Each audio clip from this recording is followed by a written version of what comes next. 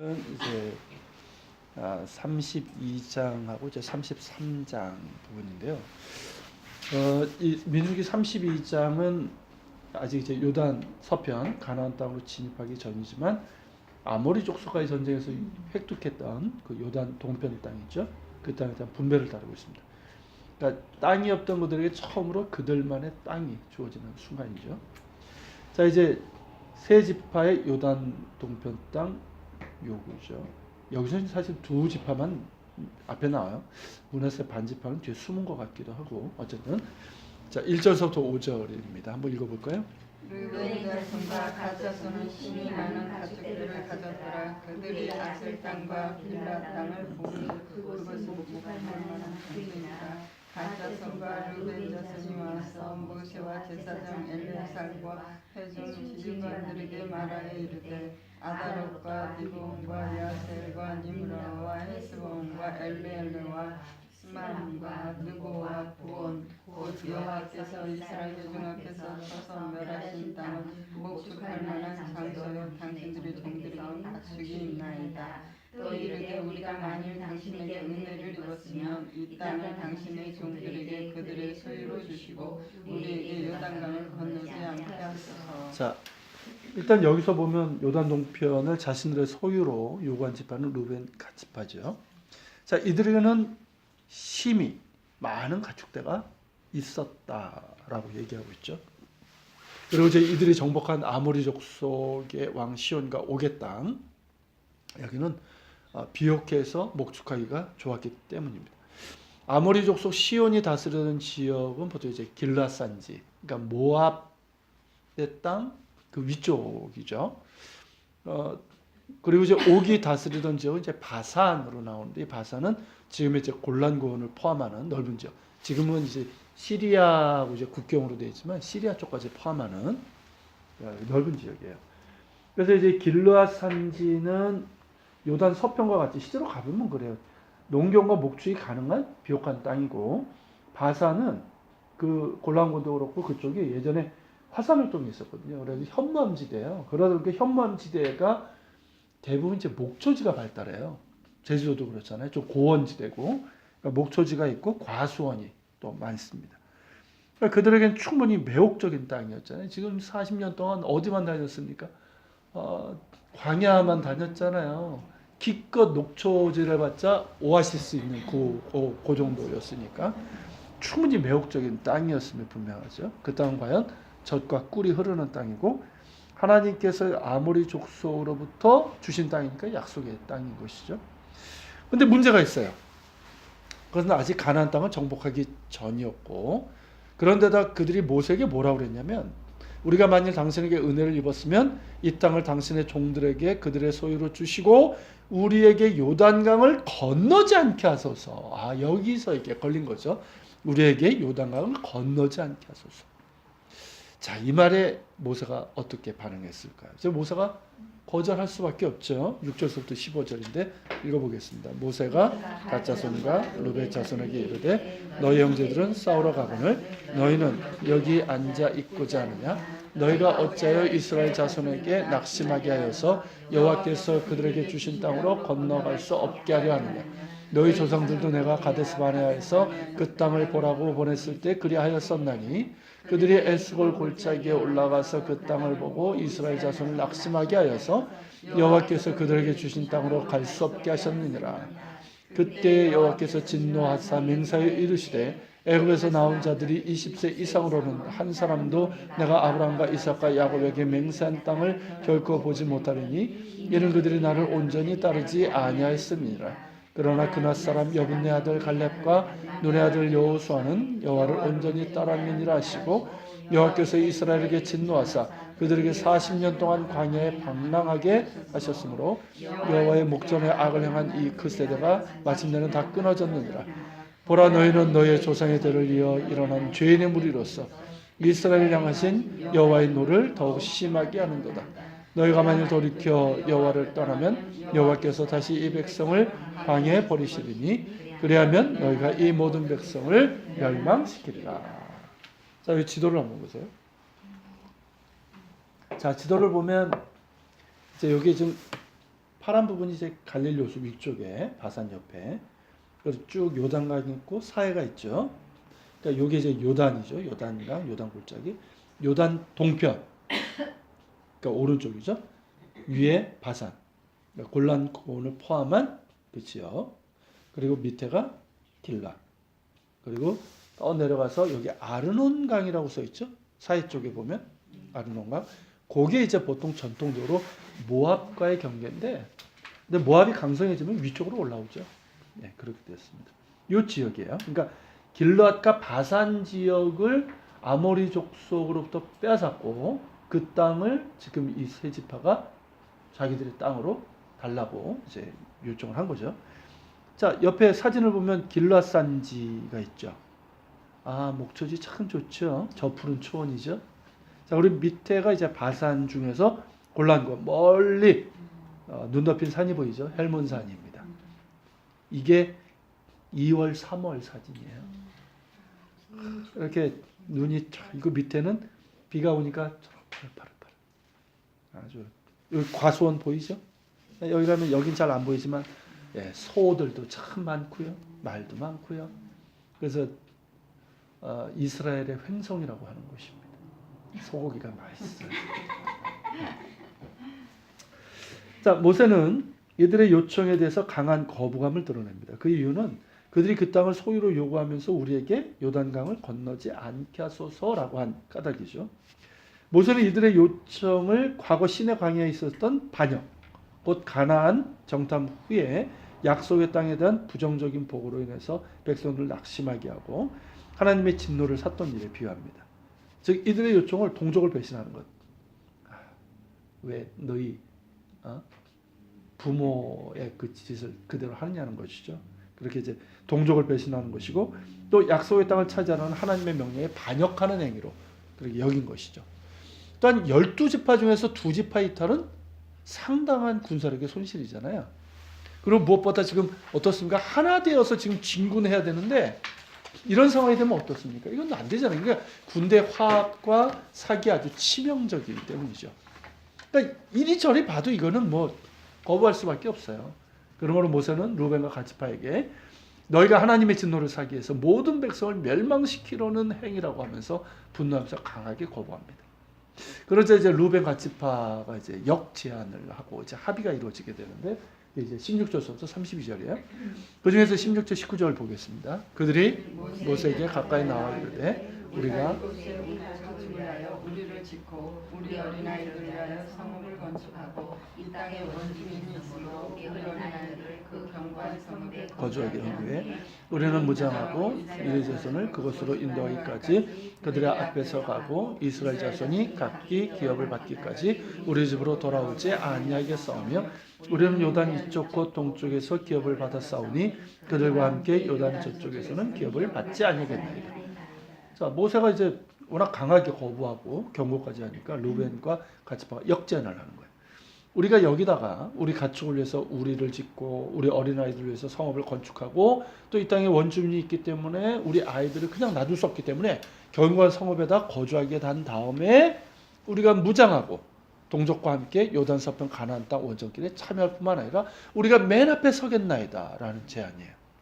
그리고 이제 정복한 후에는 각 지파별로 땅을 분배할 때까지 우리는 요단 동편으로 돌아오지 않을 뿐만 아니라 이미 우리는 요단 동편에서 기업을 받았으니까 요단 서편에서는 기업을 받지 않겠다라고 맹세를 합니다. 매우 합리적이고 지혜로운 제안이죠. 그러니까 모세는 이 절충안을 받아들입니다. 그러면서 이제 루벤과 갓지파가 그들이 서약한 대로 반드시 완수할 것을 경고차 안에서 재차 확인하죠. 좀처럼 믿기 참 어려운 분들이기 때문에. 그래서 20절에서부터 24절 모세가 그들이 너희가 만일 이를 행하여 무장하고 여호와 앞에서 갈사오되 너희가 다 무장하고 여호와 앞에서 요단을 건너가서 여호와께서 그 원수를 자기 앞에서 쫓아내시고 그 땅이 여호와 앞에 복종하게 하시기까지 싸우면 여호와 앞에서나 이스라엘 앞에서나 무죄하여 돌아오겠고 이 땅은 여호와 앞에서 너희의 소유가 되리라마는 너희가 만일 그같이 아니하면 여호와께서 범죄하느니 너희 죄가 반드시 너희를 찾아낼 줄 알라.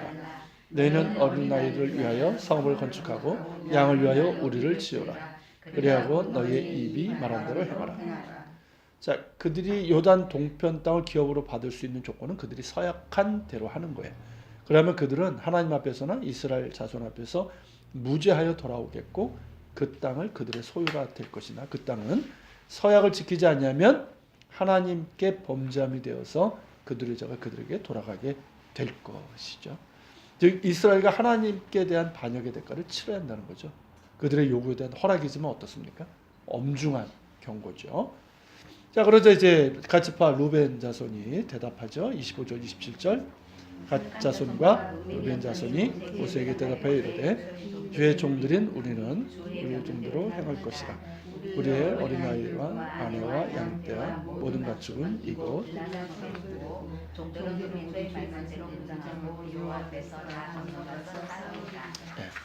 자, 루벤과 갓지파는 모세의 경고를 받아들이며 반드시 서약을 이행할 것이고 모세가 명령한 대로 행할 것이라고 맹세를 합니다. 이에 이제 모세는 이 일을 제사장 엘라살과 자신의 후계자인 여호수아 그리고 각 지파의 수령들에게 이제 명령하죠. 왜일까요? 자기는 살아서 건너지 못하잖아요. 그러니까 이 일을 실행할 수 없기 때문에 얘기하고 이거를 반드시 지킬 수 있도록 하라는 거죠. 자, 그러면서 이제 요단 동편 땅의 분배가 이루어지죠. 이게 33절부터 42절인데, 자, 모든 협약이 끝나고 모세는 갓지파, 루벤지파 그리고 므낫세 반지파에게 아모리 족속의 왕 시온의 나라와 바산 왕 옥의 나라였던 땅을 분배하여 주게 되죠. 이들 지파들은 곧바로 분배받은 지역에 견고한 성읍들을 건축했고 또 양을 위하여 우리를 지었습니다. 여호수아 13장 15절 38절에 따르면 루벤이 글랏 산지 남쪽, 여기 지도에서 보시는 것처럼 루벤, 그러니까 모압 그 경계인 아르논 골짜기 그 윗부분이죠. 그래서 대략 한 느보산 조금 위 그쪽을 받았고, 그리고 이제 그 갓지파는 길랏 산지의 중앙, 그러니까 거의 이제 야복강이 거의 경계 비슷하게 됐어요. 그리고 위로 약간씩 올라갔지만 이렇게 됐고, 그리고 므낫세 반지파는, 그러니까 므낫세 반지파를 보통 동쪽 요단 동편이라서 동쪽 므낫세라고도 불러요. 이들은 이제 더 북쪽인 바산에 정착하게 됩니다. 길르앗과 바산이 포함되는 거예요. 길르앗도 일부 포함됐죠. 자, 그런데 왜 므낫세 지파까지, 앞에서 안 나왔잖아요. 지파까지 요단 동편 땅을 분배받았을까 하는 것인데, 여기에 보면, 이 단락에 보면 므낫세 지파의 경우 마길 자손이 이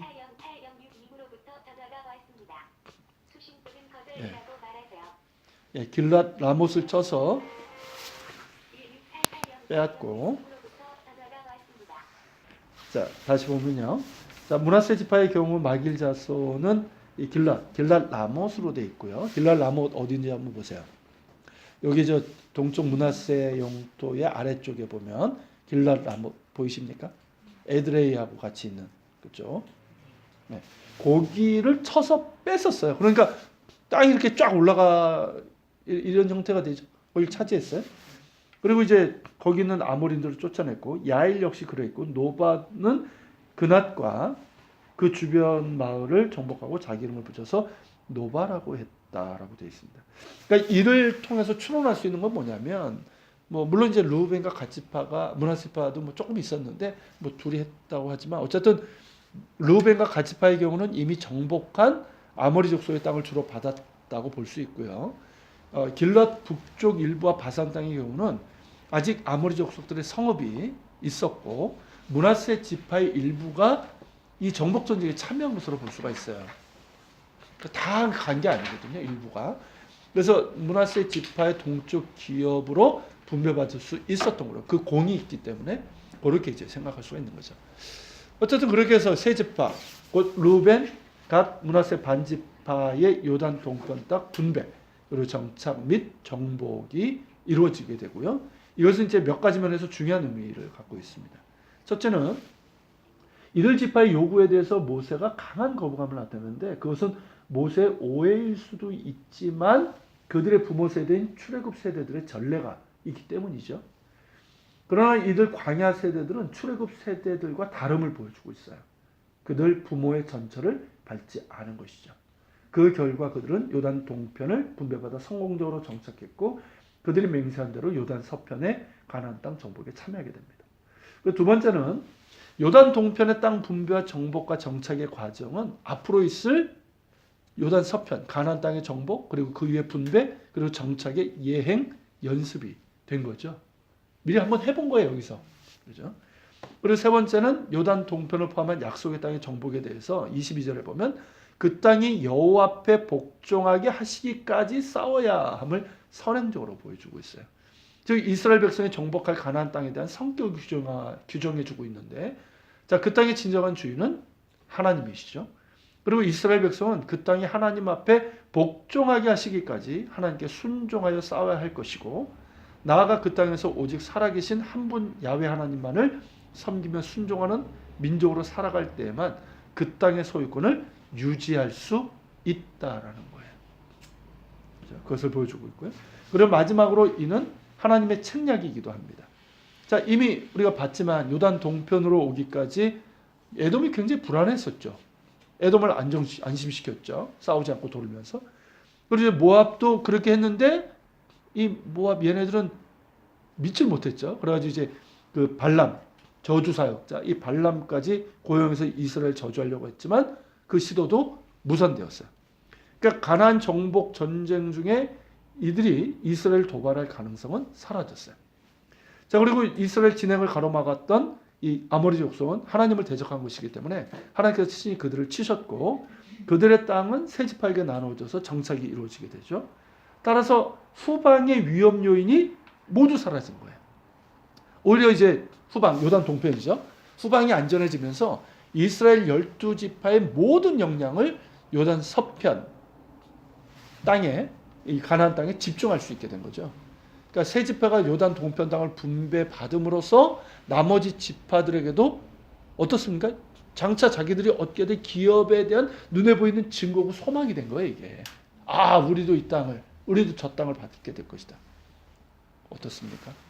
정말 탁월하신 하나님의 책략이죠. 그렇죠? 그걸 볼 수가 있어요. 자, 이제 남은 것은 뭡니까? 앞서 행하시는 하나님을 하나된 믿음과 마음으로 따르는 거예요. 하나님께 대한 겸손한 신뢰와 거룩한 순종. 이것만이 그들이 약속의 땅을 취할 수 있는 근거입니다. 이제 그 길을 떠나면 되는 거예요. 자, 그리고 이제 민수기 종결부록, 거의 부록에 해당되는 부분인데요. 33장서부터 36장이에요. 그래서 오늘 이제 33장 제가 이 뭐 하나를 작업을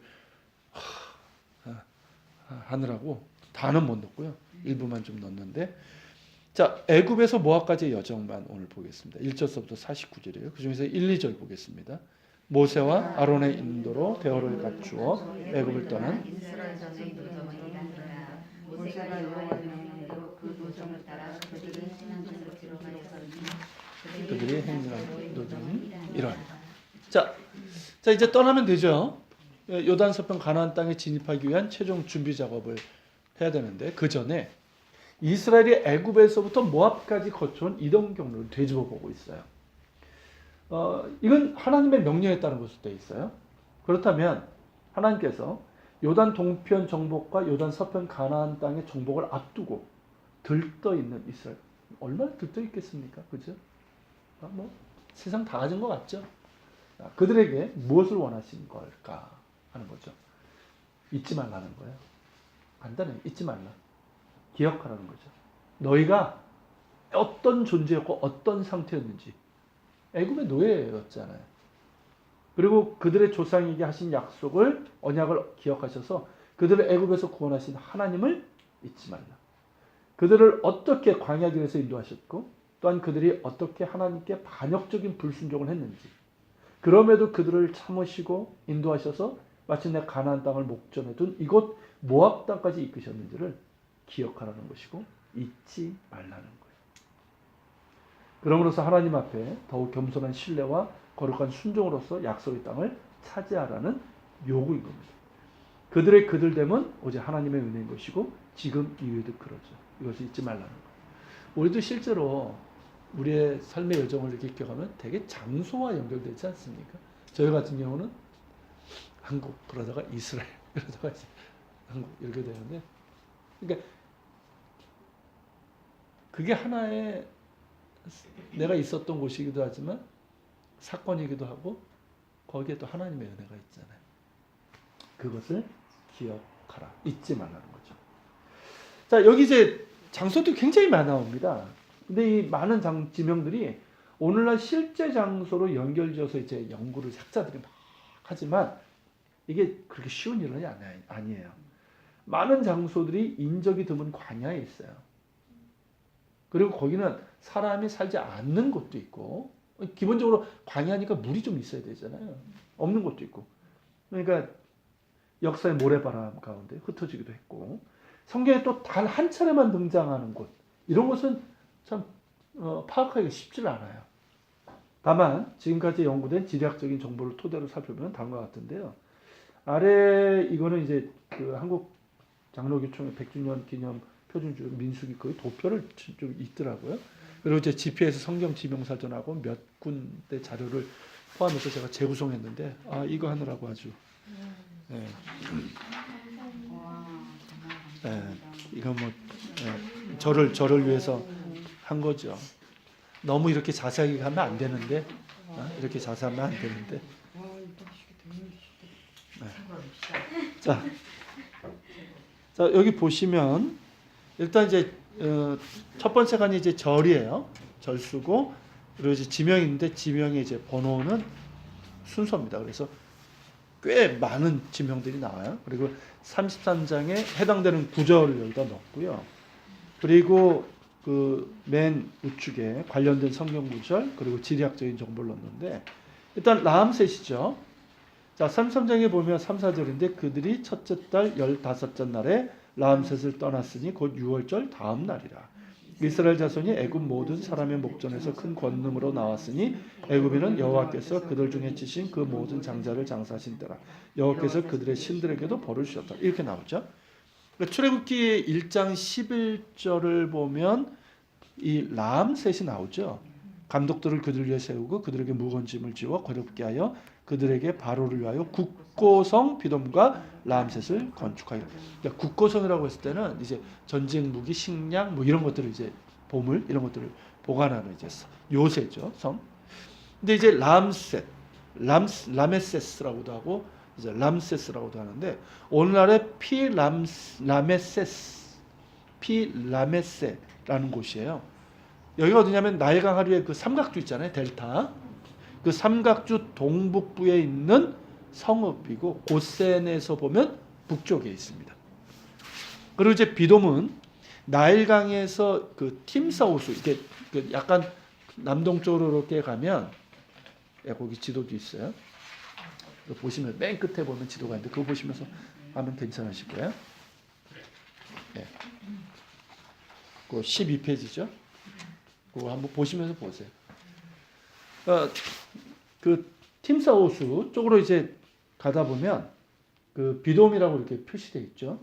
되어 있는데 그 와디 투밀라트라는 곳이 있어요. 나일강에서 팀사우스로 이어지는 거기에 있는 성읍이고 텔 엘 마스쿠타 또는 텔 엘 라바타로 추정되는 곳이에요. 거기가 지금 이렇게 관광지로 되어 있는 아니 유적지가 있고, 예. 뭐 거기까지 가지는 않죠. 그리고 이제 숫곳이 나오는데, 자 이스라엘 선이 라암셋을 떠나 숫곳에 진을 치고, 이 숫곳이 이제 여기만 나오는 게 아니에요.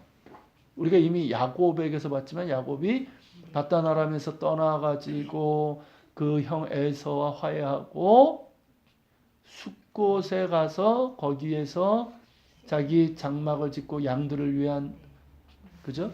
우리도 짓고 이렇게 했죠.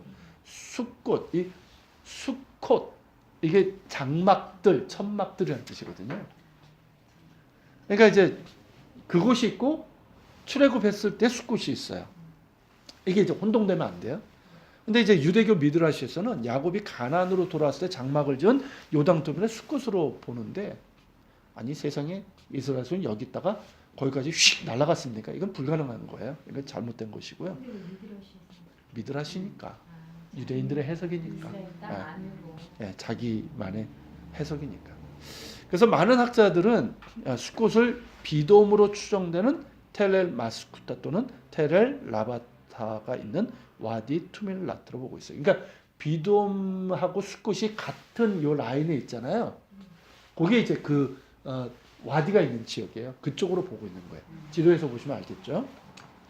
자, 그리고 에담이죠. 그 다음으로 갔던 것이 숫곳을 떠나 광야 끝 에담에 진을 치고. 자, 에담이 요새를 뜻하는 말이에요. 원래는 이집트어인데 이집트어를 히브리식 표현으로 한 겁니다. 그렇다는 얘기는 애굽의 동쪽 경계에 있던 어떤 성체로 추정이 되죠. 순수한 히브리어 지명으로는 수루입니다. 그러니까 시내의 반도에 보면 여기 술광야 나오죠. 술광야, 수루광야예요. 네, 수루광야. 네. 요 수루광야의 끝이라고 볼 수가 있는 거죠. 여기는 지명이 나오지 않았지만 그걸 볼 수 있죠. 자, 그다음에 이제 에담을 떠나 바알스보낫 비하 히롯으로 돌아가서 이렇게 돼 있어요. 출애굽기 14장 2절에도 이스라엘 자손에게 명령하여 돌이켜 바다와 믹돌 사이에 비하히롯 곧 바알스본 맞은편 바닷가에 장막을 치게 하더라. 이게 참 쉬운, 요걸 파악하는 게 쉽지 않아요. 비하히롯하고 믹돌. 그래서 이 비하히롯 믹돌을 저쪽 지중해 쪽에 있는 그쪽으로 보는 학자들도 있고요. 그거에 따라 이제 네. 그러니까 홍해가 그죠. 달라지는 거예요. 그렇게 되면 이게 굉장히 이상해져요. 홍해 네. 아니 홍해 쪽. 이 위쪽으로. 홍해 쪽. 예. 그쪽 홍해로. 예전에 그 출애굽기 한번 보시면은 그때 다뤘던 내용이 있어요. 네, 위쪽으로 이렇게 예. 네. 위쪽으로도 볼 수 있는데 거기는 이 전체적인 여정에 있어서 맞질 않아요. 그래서 이제 아래쪽으로 이제 보게 되는데, 그래서 이 비하히롯은 어쨌든 이 성경에 있는 것처럼 바다와 믹돌 사이에 있거든요. 그러니까 홍해 바다와 믹돌 사이에 있고 바알스본과 가까운 곳인데, 사실 요 아래쪽으로 지금 했잖아요. 표시를 보면, 지도를 보면 됐지만 정확한 위치는 불분명합니다. 자, 그리고 이제 믹돌인데, 믹돌 이게 히브리어로는 이제 미그돌인데요. 이게 망대, 탑이라는 뜻이에요. 그러니까 여기는 이제 망대가 있었거나 아니면 망대처럼 주위를 살필 수 있는 높은 지역. 실제로 갈릴리 호수에 가면은 서쪽에 미그달이라는 데가 있어요. 또 그 밑에가 막달라가 있고요. 막달라 마리아가 살았던. 그러니까 거기도 어떠냐면 높은 이제 밑에서 보면 산이에요. 그래서 그 위에서 보면 갈릴리 호수 전체가 쫙 보이고 헬몬산까지 쫙 보이는 곳이에요. 골란군도 보이고. 이제 뭐 그런 곳으로 이제 볼 수 있다는 거죠.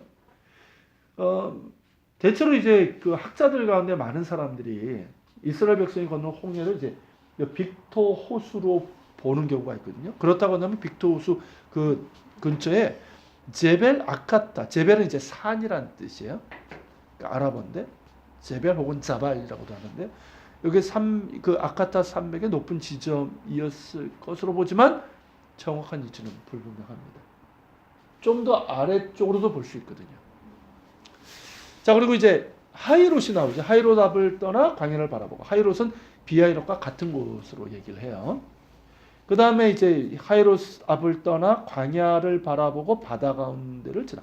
바다 가운데를 지나. 어디겠습니까? 이 바다가? 저 바다 홍해죠. 홍해를 지나고. 그 다음에 바다 가운데를 지나 에담 광야로 사흘 길을 가서. 자, 에담 광야 지도에 나오죠. 에담 광야. 에담 광야는 이제 마라가 있었던, 마라도 나오죠. 마라가 있었던 수루 광야와 이명동지. 그러니까 이름은 같은 곳이, 이름은 다르지만 같은 곳을 얘기하는 거예요. 그러니까 에담 광야, 수루 광야는 이제 같은 걸로 보통 얘기를 해요. 같은 지역으로. 근데 나누기도 하고. 자, 그 다음에 이제 에담 광야로 사흘 길을 가서 마라에 진을 치고. 자, 이스라엘 백성이 이제 에담 광야, 수루 광야에서 사흘 길을 지난 후에 처음으로 만난 셈이죠. 근데 물이 써요. 마라라는 말이 쓰다라는 뜻이거든요. 쓴 것. 그러니까 먹지 못해서 불평하고 원망했지만 하나님께서 물을 달게 하셨죠. 그리고 거기에 가면 모세 우물이라고 하는 게 알아보죠. 아윤 무사. 아윤이 이제 우물이라는 뜻이고 무사가 이제 모세예요. 이 아윤 무사가 있는데 거기를 이제 마라에 이제 추정지로 이제 보고 있습니다. 그다음에 이제 엘림인데요. 마라를 떠나 엘림에 이르니 엘림에는 샘물 12과 종려 70그루가 있으므로 거기에 진을 치고, 예, 물샘 엿둘, 종려 70. 여기서 난 거지, 엘림. 그래서 엘림이라는 상호가 많죠, 동대문에 가면. 자, 엘림은 말에서 가까운 곳이고, 여기 지도에도 볼 수 있는데, 홍해와도 가깝죠. 그리고 신광야, 예, 이 야자를 넣으세요. 신광야, 신광이라고 썼는데, 예, 신광야에서 멀지 않은 지역이죠. 그리고 종려나무들이란 뜻이에요. 엘림이 종려나무들 그런 뜻답게 종려나무 70그루와 12개의 샘이 있던, 그러니까 오아시스죠. 여기는 오아시스입니다. 12개의 샘이 있다는 얘기는 꽤 괜찮죠. 그리고 이제 엘람은 엘림은 바로의 온천으로 알려진 한만 파룬이라는 곳이 있어요. 온천이 있어요, 그쪽에. 이제 바로가 이제 사용했던 온천이라고 그러는데, 그 북쪽 약 8km 지점에 있는 와디 가란델로 추정되고, 지금도 물이 풍부하고요, 과수원이 있다고 합니다. 자, 그 다음에 이제 홍해가죠. 엘림을 떠나 홍해가에 진을 치고, 여기서 뭐 홍해가는 요 수에즈만 쪽을 얘기하는 거죠. 자, 그 다음에 이제 신광야가 나오죠. 홍해가를 떠나 신광야에 진을 치고 신광야를 떠나. 출애굽기 16장 1절에서 이제 신광야가 나오는데, 거기서 보면 엘림과 시내산 사이에 위치한 것으로 나옵니다. 그러니까 여기 지도에 보시는 것처럼. 근데 이제 우리 성경에는 신광야가 이제 똑같이 이렇게 해놔가지고 헷갈리게 해놨어요. 저는 그거 바꿨으면 좋겠는데, 그 가데스 있잖아요. 가데스 바네아. 여기 위쪽으로 하면 가데스 있죠. 가데스 바네아. 그 위에도 신광야죠. 이 신광야하고 밑에 있는 신광야가 틀려요. 위에는 히브리어로 하면 미드바라 찐이에요. 찐. 그러니까 찐광야, 찐광야. 반면에 요 밑에 쪽에 있는 그 신광야, 이스라엘에서는 요 처음 초기 여정 때는 신이에요. 신. 미드바라 신. 그러니까 시나이 반도, 신의 산도 다 이게 신이거든요. 틀려요. 요걸 똑같이 이렇게 써놔가지고 요런 건 좀 바꿨으면 좋겠는데, 어쨌든 엘림과 시내 산이 있는 시내 광야 사이에 있습니다. 그리고 이제 돕가가 나오죠. 돕가에 진을 치고, 이 돕가라는 말이 공작석을 뜻합니다. 그러니까 공작석을 보통 터키석이라고 얘기한다고 그래요. 터키석 광선이 있던 곳으로 세라빗 엘카딤이라는 지역으로 보통 얘기합니다. 자, 그 다음에 이제 돕가를 떠나 알루스에 이제 진을 치고, 자, 돕가 르비딤 사이에 있긴 했는데 정확한지는 불분명하고요. 학자들 가운데서는 와디 무카타로 추정이 됩니다. 여긴 지도에는 나오지 않고 있죠. 그 다음에 이제 르비딤. 자, 알루스를 떠나 르비딤에 진을 쳤는데 거기는 백성이 마실 물이 없었더라. 자, 여기서 이제 하나의 사건이 벌어지죠. 출애굽기 17장 1-7절에 언급되어 있고, 자, 물이 없어서 모세를 원망하죠. 그리고 모세가 하나님의 명령대로 반석을 지팡이로서 물을 내죠. 그래서 마사 무리바, 다퉜다라는 의미로 그렇게 이제 불려지게 되죠. 같은 거니까 르비딤, 마사 무리바. 자, 르비딤은 신광야와 신의 광야 사이에 있는 지금의 와디 페이란, 거기로 얘기합니다. 와디 페이란 여기는 시내 반도에서 가장 큰 오아시스라고 그래요. 지금도 거기로 얘기를 하고요. 그러니까 그때 이후로 물이 쓰지 않습니다.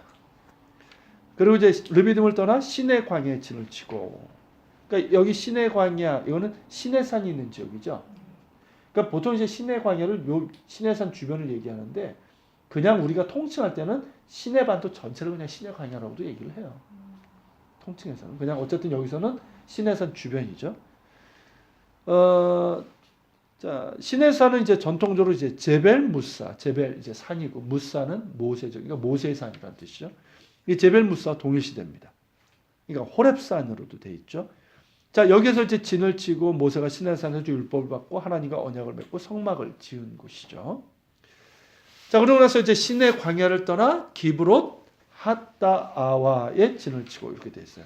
이 기브롯 핫다아와는 탐욕의 무덤이라는 뜻이에요. 탐욕의 무덤. 자, 이곳은 지명이라기보다는 어떤 사건이 있었던 곳으로 볼 수가 있어요.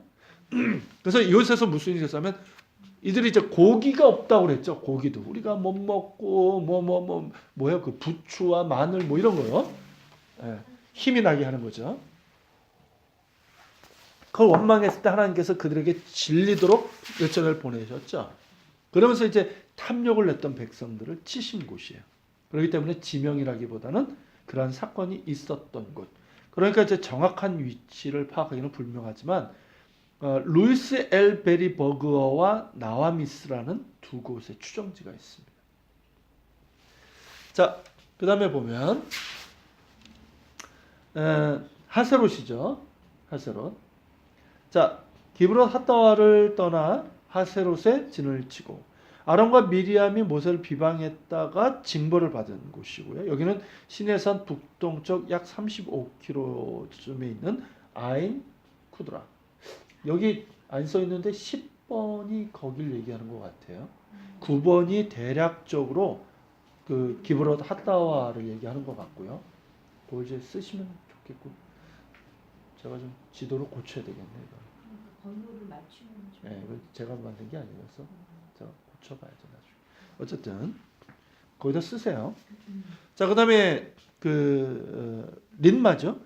하세롯을 떠나 린마에 진을 치고. 자, 여기는 이제 하세롯 북동쪽에 위치한 것으로 추정되지만 정확한 위치는 불명합니다. 그냥 가다가 그냥 밤 되니까 진친 거예요. 그러니까 이제 뭐 이거는 뭐 불명하죠. 그리고 이제 림마를 떠나 림몬 베레스에 진을 치고. 자, 리몬 이건 석류를 뜻해요. 그러니까 석류나무의 무너짐을 뜻하는 의미인데 여기 역시 이제 정확한 위치는 알 수 없습니다. 석류나무가 있었던 것 같기도 하고 석류가 물이 조금 있었던 것 같겠죠. 그리고 이제 림몬 베레스를 떠나 림나에 진을 치고 림나 역시 정확한 위치는 확인되지 않습니다. 그리고 림나를 떠나 리사에 진을 치고. 자, 리사의 추정지는 아일라라는 곳이었는데 이 라인을 따라 있는 곳이에요.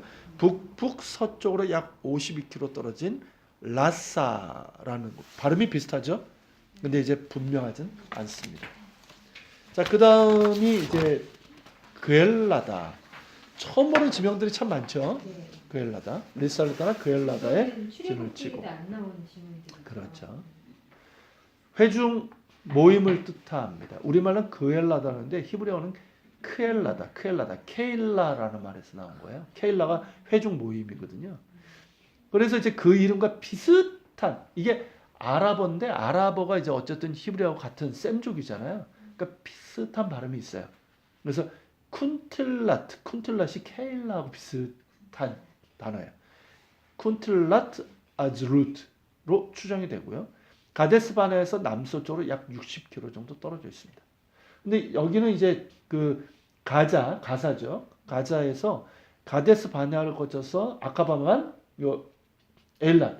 여기 지도에서 보면 11번 있죠. 에시온게벨이 엘랏과 동일시되는 지역이에요. 거기로 연결되는 교역로에 있어요. 여기가. 그래서 이제 로마 시대까지 중요한 정류장 역할을 했던 곳입니다. 그리고 그엘라다를 떠나 세벨산에 진을 치고.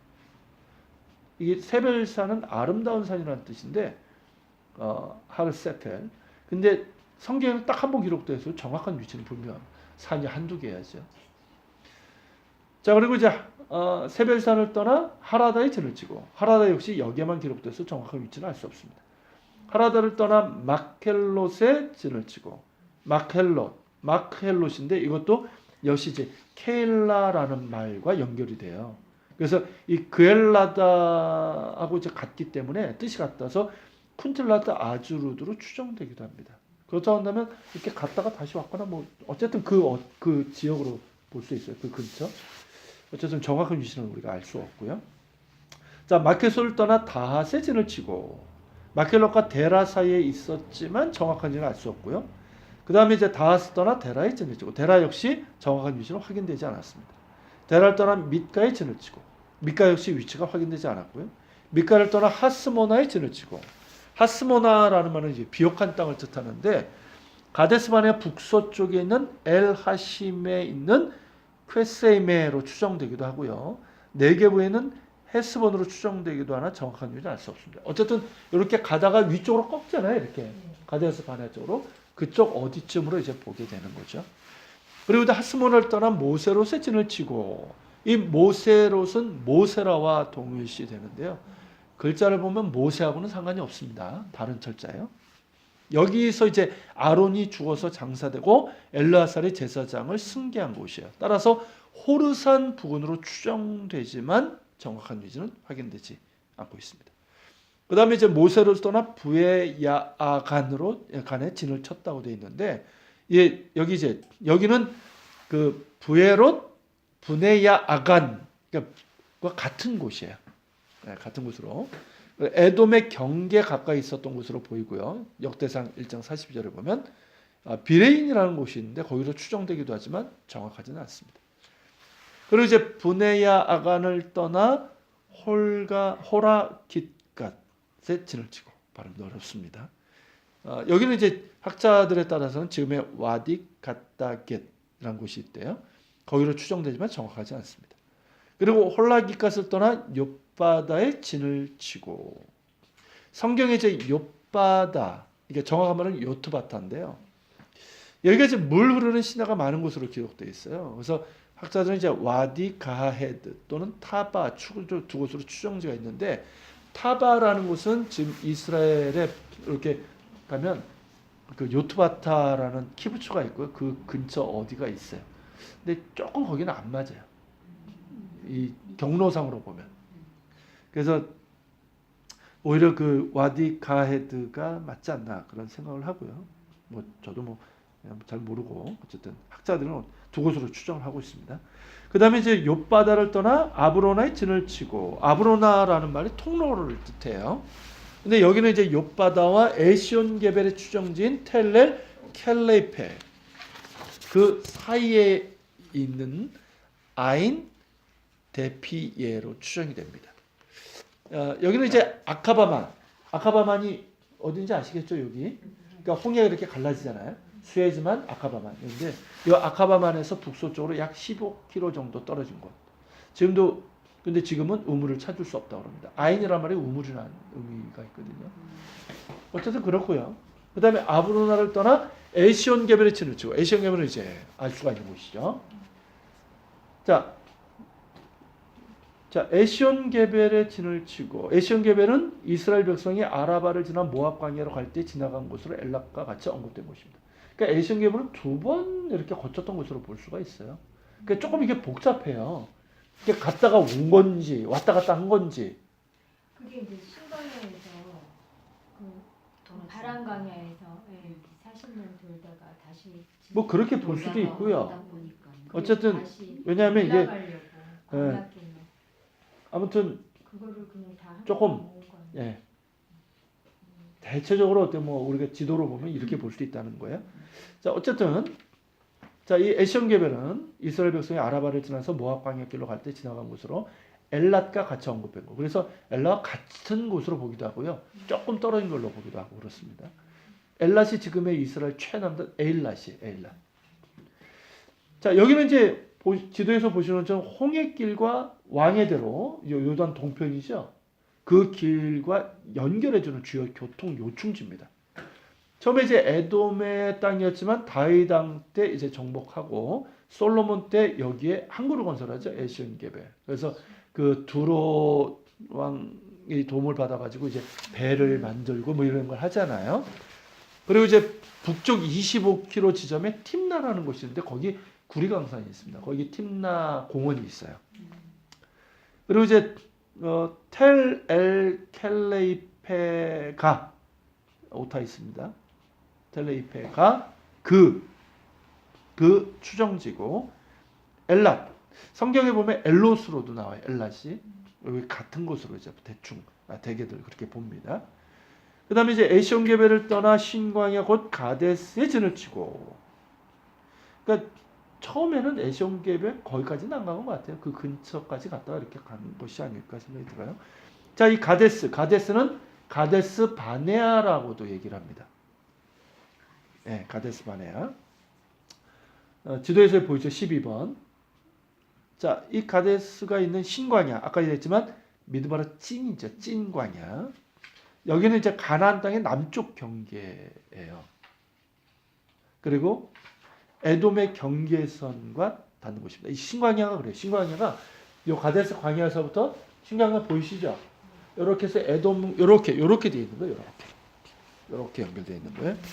그렇게 돼 있고 그리고 그 위에 바란 광야가 있는데 바란 광야도 역시 이렇게 연결돼 있어요. 가까워요. 그래가지고 그 다른 데 보면은 뭐라고 되어 있냐면 이제 민수기 13장 20절에 보면 바란 광야의 가데스라고도 되어 있어요.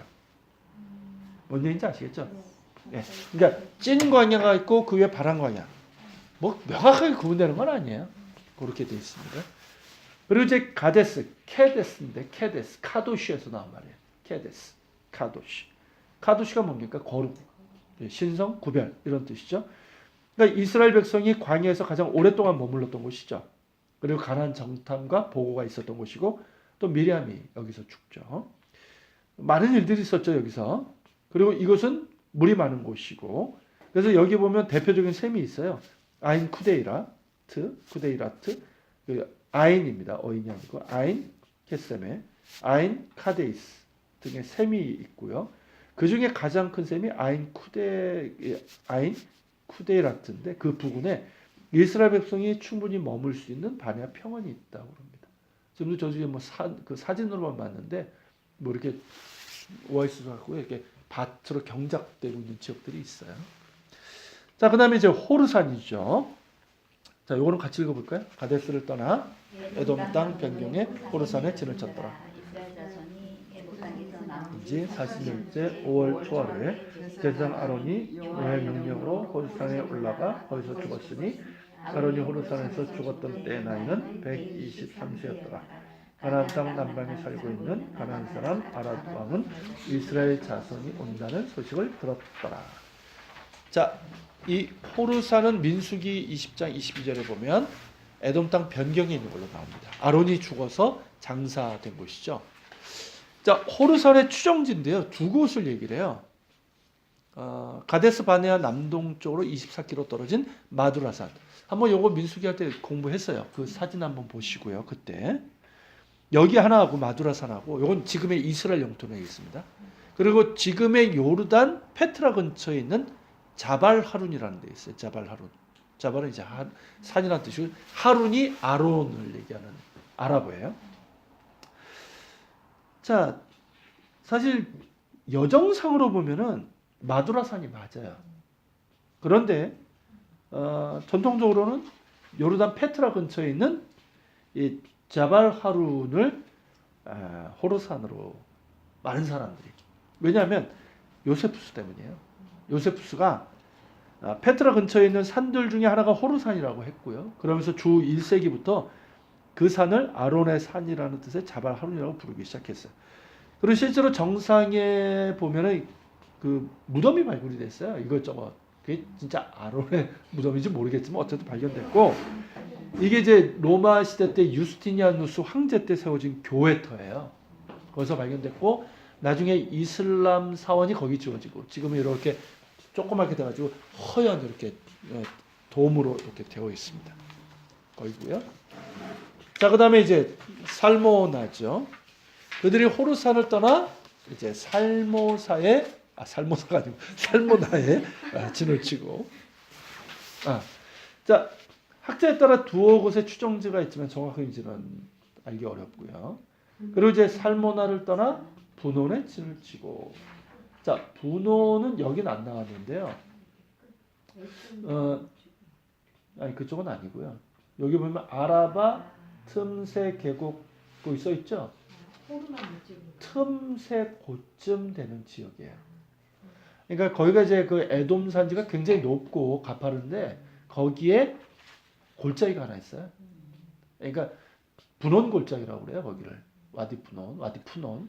근데 그 안쪽인지 그건 좀 봐야 되고요. 이 분원 위치가 목사님이랑 우리 지리 특강한 고책에는 정확하게 포인트를 집어놨대요. 네. 딴 지도는 아무데도 분원이 없는. 요것도 좀 고쳐봐야 되겠네요. 분원 고기. 예. 요즘 제가 일러스트레이터를 공부하고 있어가지고 가능할 것 같아요. 자, 그리고요. 어디에 있죠 지금? 분원. 예, 분원. 어쨌든 뭐 분원이 있고요. 여기는 이제 팀나와 함께 구리광산이 있었다고 합니다. 그리고 분원을 떠나 오봇에 진을 치고, 오봇은 이제 분원 북쪽 약 16km에 있고 아라바 계곡의 오른편에 위치한 오아시스인 엘 구에이바가 그 추정지로 여겨지고요. 오봇을 떠나 모압 변경 이에 아바림에 진을 치고 이렇게 돼 있어요. 그러니까 성경에는 이제 모압 변경이고 모압 국경에 해돋는 편 광야에 있었다고 이렇게 돼 있는데요. 이에 아바림 여기는 이제 아라바 계곡의 이제 동쪽 편에 있고 유세비우스는 페트라 그 부분에 있다라고 보았습니다. 교회 사가예요, 유세비우스는. 그래서 추정지는 이제 키르벳 엘 무데이나, 무하이, 아이 세 곳이고 여기가 이제 대략 어디냐면 세렛 시내 있죠. 여기 그 사해 밑에 보면 여기 요 지도에는 스렛으로 돼 있어요. 스렛. 가늘게 이렇게 파란색 스렛, 그 세렛이에요. 세렛. 거기 한 중간쯤에 있는 엘 무데이나. 그러니까 요 점선 지나가는데 그 세렛 시내하고 점선 지나가는데 그 부분을 이에아바림이라고 보시면 될 것 같아요. 거기가 가장 유력한 곳으로 보고 있어요. 그 다음에 이제 이임을 떠나 디본갓에 진을 치고 이렇게 돼 있어요. 자, 이 디본갓은 디본과 같은 곳입니다. 아모리 왕 시온의 영토였죠. 그렇지만 후에 루벤 지파의 영토가 되고 모압이 메사 왕 때 독립하면서 모압이 탈환하죠. 그래서 수도로 삼아 버립니다. 거기서 이제 유명한 메사 비문이 발견이 됐죠. 자, 그 다음에 이제 디본갓을 떠나 알몬 디블라다임에 진을 치고. 근데 예레미야 48장 22절에 보면 벳디블라다임으로 기록되어 있어요. 그리고 모압 심판 예언에서 같이 언급되고 있습니다. 그러니까 모압 땅 어디쯤 되겠죠. 그 다음에 이제 알몬 디블라다임을 떠나 느보압 아바림산에 진을 치고.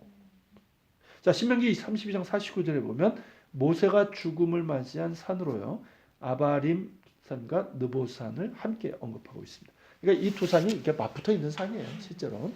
뭐 비스가 산도 나오잖아요. 그러니까 같이 이제 붙어 있는 산으로 보고요. 자, 드디어 이제 모압 평지죠. 아바림 산을 떠나 여리고 맞은편 요단 강가 모압 평지에 진을 쳤으니 요단 강가 모압 평지 진영이 벤여시못에서부터 아벨시딤에 이르렀더라. 자, 요것을 근거로 어느 분이 계산을 해봤어요. 실제로 진의 규모가 어느 정도 될까. 그래서 이제 이 벤여시못에서부터 아벨시딤. 그러니까 이 모압 평지는 어디냐면 모압 산지가 아니고요. 산지 밑에 요단강이 있고 넓은 지역이 있거든요. 여길 얘기하는 건데 요단강 기준으로 해서 이 동쪽을 얘기를 하는 거예요. 그러니까 모압 산지 밑에 있으니까 모압 평지라고 부르는 거예요. 이 건너편에는 여리고가 있고요. 이 지역인데 여기를 이제 8km 정도 된다고 그래요. 벤여시못에서 아벨시딤까지 직선거리는 8km. 근데 거기를 이제 이렇게 전체적인 면적을 보면 64평방킬로미터 정도 된다고 합니다. 그래서 이제 서울 면적이 약 605km평방미터라고 그래요. 그렇다고 본다면 약 10분의 1에 해당하는 넓은 지역에 진을 쳤다라는 것이죠. 서울 인구가 요만한 땅에서 1000만 넘게 살고 있죠. 네, 그렇게 보고 있습니다. 어쨌든. 예, 이 정도로 뭐 여정을 보겠고요.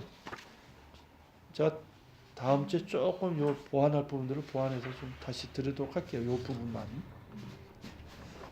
예, 이렇게 해서 일단 오늘은 마치도록 하겠습니다. 혹시 뭐 궁금한 거 있으신가요? 어쨌든 이 지명은 학자들이 연구를 했지만 이게 뭐 정확하게 알 수 있는 곳이 알 수 없는 것들도 많고 또 정확한 것도 있고. 네. 어쨌든 그죠. 어쨌든 이제 이렇게 보면서 이게 실제로 역사적인 그런 이제 사건들이 있었던 그런 것들을 우리가 확인할 수가 있죠. 네. 우리 그 광야를 한참 달리면서 어떤 성령이 공부하시는 분들이 광야 수요할 때그 고고학하는 박사님한테 그 얘기를 하더라고요. 유적이 너무 하나도 없지 않냐 추리고. 그러니까 이제 다 거짓말이라고 이게 그냥 신화적인 얘기인 것처럼 얘기가 되지 않냐. 그러니까 이제 거기 있는 그 교수님이 유적이 없는 게 그게 정상이다. 텐트 치고 움직였는데 그러니까 그게 광야는 남아있다 그러면 그게 더 이상한가. 그러니까 거기 벽돌을 짓고 사람이 살았다 그러면 거기서 이제 토기도 나오고 뭐 아궁이도 나오고 이렇겠지만 이 사람들은 텐트 치고 계속 움직였던 거니까 안 나오는 게. 텐트를 쳤거니와 뭐 이렇게 흙을 인직해가지고 이제 아궁이나 이런 거 만들 수 있겠죠. 만들 수 있지만 시간이 얼마나 지났습니까? 아니, 그런 게 얼마나 남겠어요. 정착용으로 쓰는 거하고 잠깐 쓰고 가는 거하고는 그러니까 규모가 거기에 틀리죠. 이제 광야라는 특수성이 있기 때문에 그러니까 일반적으로 그냥 보통 이제 하루에 갈 수 있는 거리가 한 20km에서 30km예요. 그러니까 그 정도 가서 텐트 치고 그런 곳은 이제 뭐 물이 없는 곳은 그냥 야영하는 곳이고 물이 있는 곳은 좀 더 머물고 물이 있는 곳은 기본적으로 사람들이 거주할 수 있고 그러니까 거기는 이제 유적지가 나올 수 있지만 그 유적도 이스라엘 백성들이 출애굽됐던 유적이라고 보기는 어려워요. 왜냐하면 계속해서 사람들이 살아왔기 때문에 그런 곳은 쉽지 않아요. 그러니까 뭐 떨기나무 그 양반 같은 경우는 이렇게 뭐 암각하니 그런 건데 그거는 나중에 유목민들이 이렇게 살면서 이렇게 한 것이고 그런 거를 근거로 얘기할 수 있는 게 아니에요. 그러니까 많아요. 그 암각하는 많아요. 많아요. 심지어 그 암각 그린데 영어로 막 스펠링으로 써 있는 데도 있어요. 밑에 영어로. 제가 그걸 보면서 타임머신 타고 왔다. 우리 그런 얘기도 하죠. 그것만 가지고는 말할 수가 없는 건데. 자, 어쨌든 역사성으로 우리가 볼 수 있죠. 자, 우리 잠시 추우니까 여리고 생각나는 게 이렇게 예루살렘이 추워도 딱 언덕만 30분 달려가서 내려가면 여리고는 여름이거든요. 아? 그러니까 2월 산이 높지 않은데. 그러니까 이제 그때가 여름인데. 거기가 이제 광야 지대이기 때문에 거기가 분지형이라서 그래서 이제 겨울에 막 내복 입고 저희가 처음으로 그 어디 와디 그 엥게디 다윗이 이제 막 도망 다녔던 거기를 갔는데 안에서부터 이제 계속 걷는 거예요. 내복 벗고 쉽게 얘기하면 겨울에 심하게는 한 20도 차이가 나요. 아, 그걸 딱 네. 넘으면. 예루살렘하고 사이에. 그러니까 이제 항상 저희가 예루살렘에서 고개를 그러네. 언덕을 그러니까 이제 딱 넘어 내려가면서 이제 옷을 하나씩 벗는 거예요. 기압 숨을 이거 갔다가 네. 갔다가 이렇게 내려가면 네, 되죠. 그러니까 이제 밖에 왔다 갔다 예루살렘에서 하니까. 춥게 있다가 그러니까. 저 때문에 헤롯의 여리고에 겨울 가면 겨울 궁전이 여리고에 있는 거예요.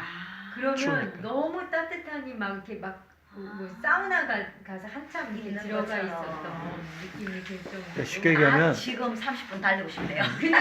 아니 이스라엘 오늘 백성 같은 날씨 이스라엘 백성들이 그 여리고 점령 전에 머물렀던 모압 평지 있죠. 거기가 그런 곳인데 그때 계절이 요단강 건넌 다음에 이제 길갈에서 6월절을 지켰잖아요. 그러니까 모압 평지에 있을 때가 겨울이에요. 우기예요.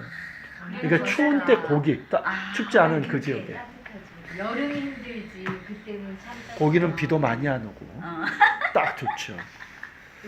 오늘 여리고가 무척 생각난다. 오늘 날씨가. 여리고 가면 30분 달려가면 우리는 어디 뭐 없나? 그것처럼 20도.